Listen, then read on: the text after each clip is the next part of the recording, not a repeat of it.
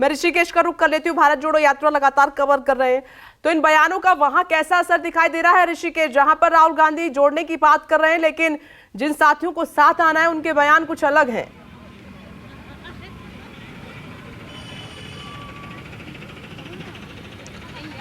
देखिए विपनेश, पूरे भारत जोड़ो यात्रा के दरमियान राहुल गांधी या कांग्रेस की तरफ से ऐसा कोई बयान नहीं दिया गया है जो जाति की ओर इंगित करता हो और जाति की राजनीति से जुड़े सवालों को वो आगे सामने लाता हो।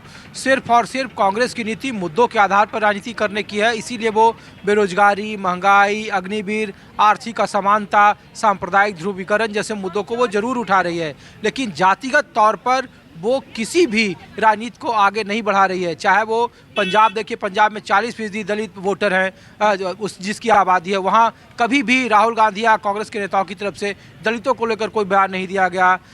कभी भी देखिए जम्मू कश्मीर में जिस एससी इलाके में टारगेट किलिंग का एक सबसे बड़ा मामला है, जब उनको लेकर सवाल पूछा गया तो उन्होंने इस मामले को टाल दिया और कहा कि वे भारत जोड़ो यात्रा या कांग्रेस की जो राजनीति है वो जातिगत परिप्रेक्ष्य में नहीं जा रही है, बल्कि उनका आधार मुद्दों के आधार पर है। वो मुद्दे जो डेवलपमेंट से जुड़े हुए हैं, वो मुद्दे जो आर्थिक जो मॉड्यूल है मोदी सरकार का, उसके खिलाफ है। बार बार बिहार के परिप्रेक्ष्य में जो चंद्रशेखर के बयान को लेकर और जहां से ये विवाद शुरू हुआ कि पूजिए विप्र सकल गुण हीना, शूद्र न गुण वेद प्रवीणा, उसको लेकर चंद्रशेखर, चूँकि मधेपुरा से वो विधायक बनकर आते हैं, 3 बार से वो हैं और वो हमेशा अगले और पिछड़ों की एक बड़ा राजनीति का केंद्र बिंदु रहा है, प्रयोगशाला रहा है। शरद यादव हों, लालू प्रसाद यादव हों, तो बिहार में अगर सांप्रदायिक ध्रुवीकरण को रोकना है, क्योंकि गठबंधन को लगता है कि अगर 39 सीटें महागठबंधन के खिलाफ गई थी पिछली बार नीतीश कुमार जब साथ थे, तो अगर धर्म को रोकना है ध्रुवीकरण से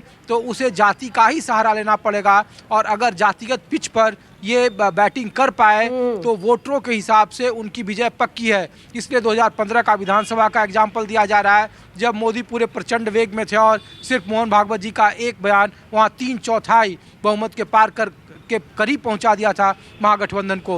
तो धर्म की राजनीति को, सांप्रदायिक ध्रुवीकरण को सिर्फ और सिर्फ एक ही चीज रोक सकता है, वो जातिगत समीकरण है। जातिगत पिच पर बीजेपी जहां कहीं भी खेलती है वो पटकनी खा जाती है। इसीलिए चाहे वो मुद्दों की कितनी भी बात हो, लेकिन चुनाव आते आते जो राजनीति है वो सीधे धर्म जाति पर आकर ही टिक जाती है और कोई इससे छूता नहीं रहता है।